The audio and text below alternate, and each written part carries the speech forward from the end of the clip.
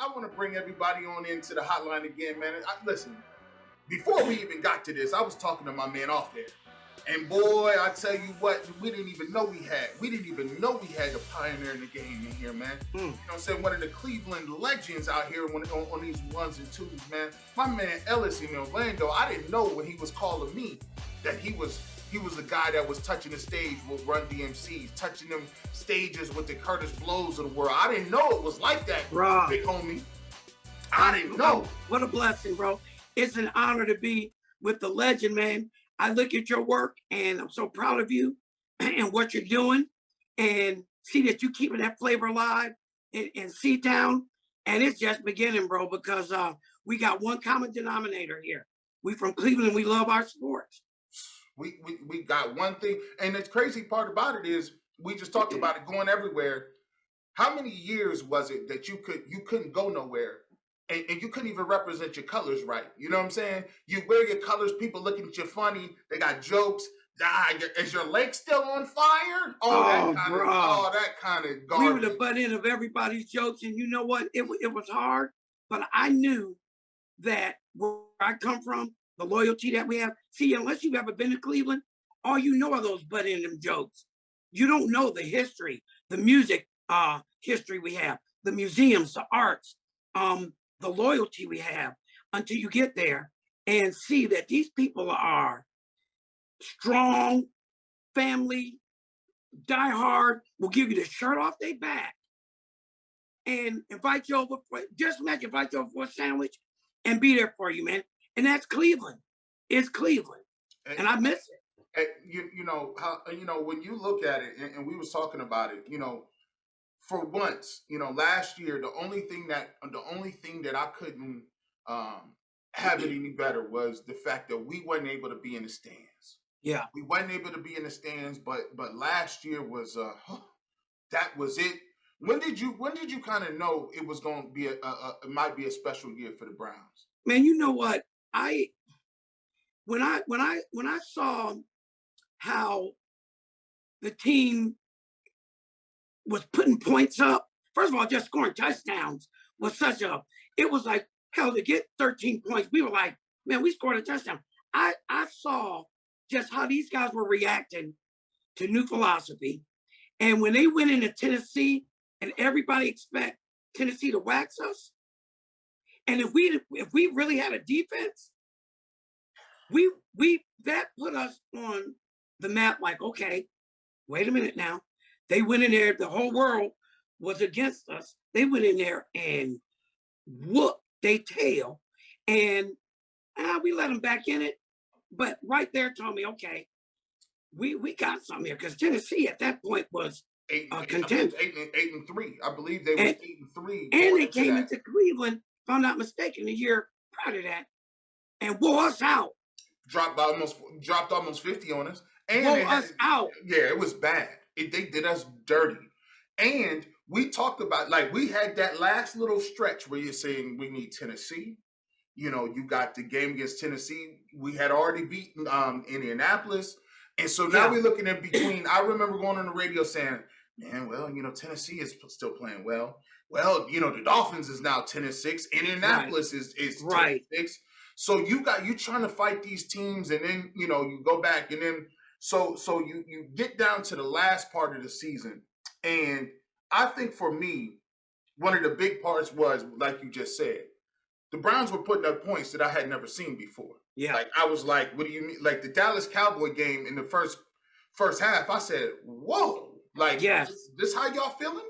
Exactly. Because traditionally, the Browns are not a team, we scraping and scrounging for, 14, 17 points, trying to play field position. No. The Browns came out with that running attack, and they was doing it in a different way with the running game. With the running game. Old school battering Rams. When you looked at, what the power rankings is, people talk about the power rankings. Obviously, it's the off season. But what we've done with the free agents, you look at the moves they made. I just love what Malik Jackson said. He said, listen, hey, he told Jadavian Clowney, hey, man, Listen, I ain't trying to count your pockets, Right. but I'm just saying, if you want to get on the train, you know Exactly. where we'll be at. You know what I'm saying? We'll be waiting. You know what I'm saying? And that mentality is just different from what we've seen. Exactly. Now people are coming there because we're contender versus coming there to get a payday, all of the Dwayne Bowles and what have you. Cashing So checks. that was the place because we were lost in the wind. We paying anybody anything, and you come there to get a payday. But when they first whipped on JJ Watt, at first I was like, okay, well, we not really, we didn't get the big item ticket.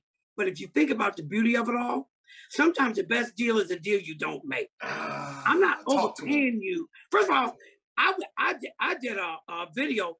I'm coming different. I'm not begging you to come to Cleveland. I should be asking you, why should we have you in Cleveland? First of all, if you really wanted a championship, you just showed it different from a different light. You go to Arizona, you saying that, but you're trying to get paid. Yeah, you got. I like got the that brilliancy. check. They didn't overspend. You know, sometimes the best deal is the deal you don't make. And for them to go get those cornerbacks, and what they did was like a work of art, man. It was like brilliant work of art. Just watching Picasso do his thing. I tell you what, I was scared a little bit because I came on the radio and said, look, man, there's a lot of people Dorsey done got. I mean, he drafted Chubb. He went and got Kareem Hunt. He made the move for OBJ. He drafted Denzel Ward. He drafted Baker Mayfield. He got all these guys, and I'm like, well, let's see what Barry gonna do. Right. And like you said, JJ Watt came and went. You didn't get a guy like Von Miller. He came and went. You know what I'm saying? Right. Levante David came and went. So I'm looking around and I'm like, we gonna do something. We got a couple dollars. And then when John Johnson came off the board, the number one safety coming off the board, and you get him for that, then you get Troy Hill being the number one slot corner. You bring him back into the fold. Now you having Harrison, you having Delpit coming back off injury, and now he ain't got to really rush. Right. And I always told people, I love Delpit, what he can bring to the table. But now you got something. You got to plug and play right now. Yep. Then you go get the linebacker. You get Walker from Indianapolis, speed. You upgraded the speed of your defense. Then you get a guy like Takk McKinley. Yeah. Takk McKinley, a guy who is a former first round pick. And the best thing about it is, like you said, these are some of these. Takk McKinley, 1 year deal. Walker, 1 year deal. Malik Jackson, 1 year deal. So if y'all want another bite at the apple, if you guys want that another shot at that big time contract, perform. And coming to play with a little chip on your shoulder. I like the person coming with something to prove. We need those kind of players. But the beauty of it all is we didn't overspend. We're not in the red, and we still got our own players that we have to sign next year. So why get all caught up? Sure, it was easy to get caught up. The money that they were paying these players, I'm glad we took the emotion out of it, put some logic in it. This is where the analytics was like, well, okay, let's budget this out. And I'm thinking, all right, well, let's spend a little bit of this. But then I was like, okay, man, we're looking pretty nice here. And we still got a little something left. And we still got a little something left. And if you look, oh my goodness. And my thing is, if you can, and my thought process is like, yo, if you can, that 3rd and 14 and Chad Henne, that hurt my soul. I remember watching that game. I got to watch the games by myself. Bro. But when he took off, and I said, 3rd and 14, he had already thrown that interception earlier to drive. I said, Patrick Mahomes is gone. You couldn't have told me. I said, we get this ball back, we scoring. We get this ball back, it's scoring. Exactly. He took off, and I didn't see nobody in the screen. And our linebacker looked like he was running backwards. and let me tell you, man, that I think about that play, and I think about the Rashard Higgins play, which was helmet to helmet all day long. All day, twice on Sunday. You got to do something with that rule. That changed the game right there. But even without that, we still had a chance. I'm going 3rd and 13. We got this. We got Baker's gonna make his signature comeback, and bro, as quick as it started, it was over with. And I just sat there for a minute, man. It was like being on Top Thrill Dragster all day. Now I got to get off and go ride the little Ferris wheel and go on home. Merry-go-round. You Oh sitting in my this God, bro! It's like that ride that never-ending book you didn't want to end. And we had it right there, man. And I couldn't even watch the next week because then they played the Bills, and I'm like, y'all played them terrible. You played them horrible. There was no way y'all was winning that game, and I'm sitting there thinking 1 or 2 more defensive players, 1 or 2 more guys in the secondary, maybe a little more speed at linebacker. Yeah, I think the Browns got an opportunity to really solidify that. And then even looking at this, and I'll ask you this question too. When you're looking at not only what they've done so far, we still got the draft. Yeah. What are some people that you may have your mind or your eye on? You know, it's like my grandfather used to always tell me he loved cars. My grandfather loved cars. He used to go. That was their family outings. Them getting into the old beat up car on Sundays, sitting in the car lot, looking at other cars. Yeah. So hey, I can relate to that. And it's funny that you bring that up. These would be my 2 choices, and I always go back to that Kansas City game. I think you need that top tier talent on every level: defensive end, linebacker, secondary. If I had my first pick, and if he's still there, I think I would go Zaven Collins, Tulsa, because of the mere fact you can even put him on the end. The boy's got enough speed to be that hybrid defensive end, almost like Clay Matthews was doing in his heyday for Green Bay. He's got speed. He would have ran down dude from Kansas City. He'd have ate him up. I didn't. You know, this is crazy. Somebody hit me up on him. Somebody put me onto him. It had to be probably late November, late December. He said, GBUSH, man, check out this dude's Haven College. Check it out. And I'm like, who he play for? He's like, oh, he played for Tulsa. I said, come on, man. I don't know nobody from Tulsa. Exactly. Come on, Tulsa. Where is Tulsa? Is that in Oklahoma? I ain't even. I turned on that. Listen, I turned on that highlight tape. First of all, this kid is about all of 6'5". Yes. All of 260 some odd pounds. Yes. And the first thing I saw him doing was intercepting the football. It wasn't like he was intercepting the football, running away from people. I said, and took it to the house, about 80 yards. And I'm like, to the house. I said, what position he play? He played linebacker? I thought it was a defensive end dropping into pass coverage. Right. Maybe they doing some. No, this kid. He could be that hybrid linebacker defensive. He's got that type of talent.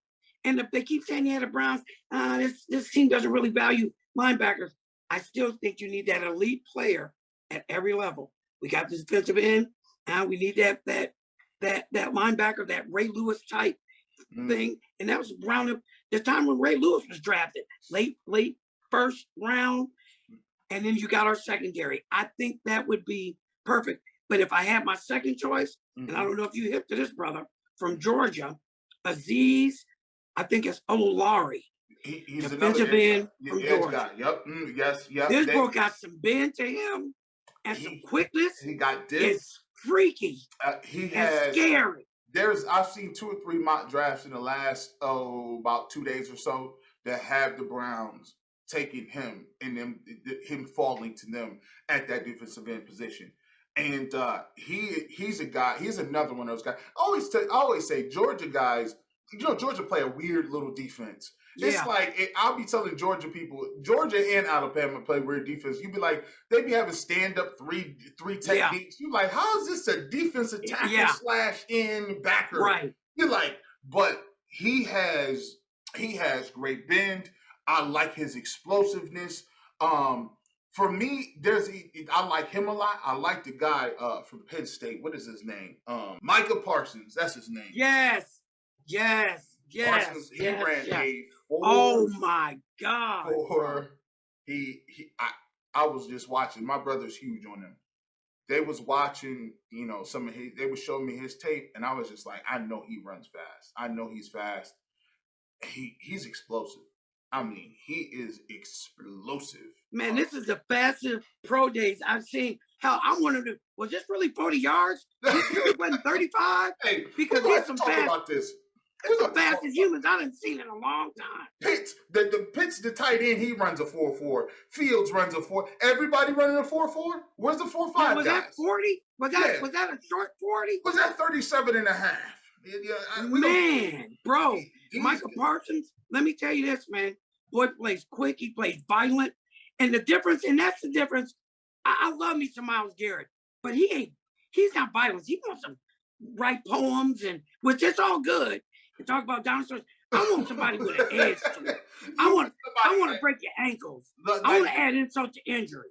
You need some. I'm right there with you. I like guys. As long as you're gonna get them on the ground, Miles, fine. Right. I'll be looking at us talking about, they got me for 6 games, fellas. Exactly. They tried to get me up out of here with that helmet. Exactly. But Micah Parsons, when he explodes through the ball carrier. I mean, there's a lot of really good players. There's like the receivers in the first round, one of the deepest receivers drafts I've seen. They got six quarterbacks that's supposed to be taken. So there's a lot of guys, man. So yeah, it's gonna be interesting on which way we go. And the draft is in Cleveland. Man, let me tell you, it's gonna be a special year. Let me tell you, my very first Browns game, and I'm gonna date myself. Leroy Kelly, Paul Warfield, Gary Collins went down to the stadium. Dad duped me, thought we were going to the aquarium. I'm thinking, well, the aquarium is back that way. Man, he pulled out them binoculars for just to even be. And then back then, the dog pound was just the cheap seats. It wasn't even a dog pound. But to watch that, and I was hooked ever since, man. And I tell people, listen, LeBron, you brought a championship to Cleveland.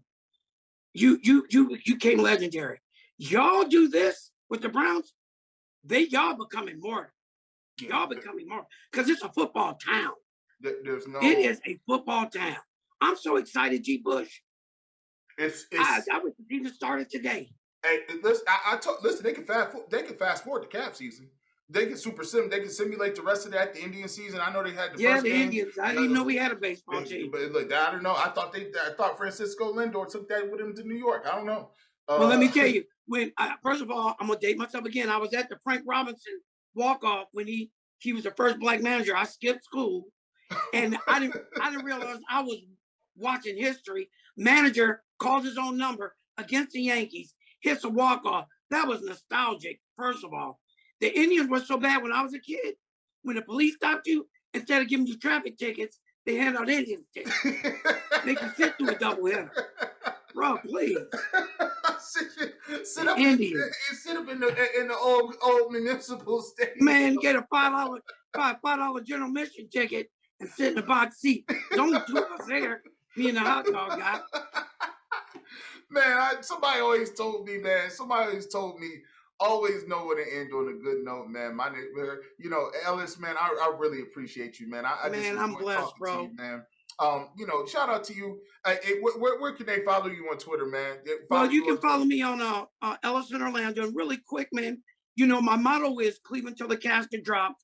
I'm working with a brother of mine, Don King, not the promoter. We've got a little line of shirts coming out. Cleveland till the casket drops. We moving some stuff.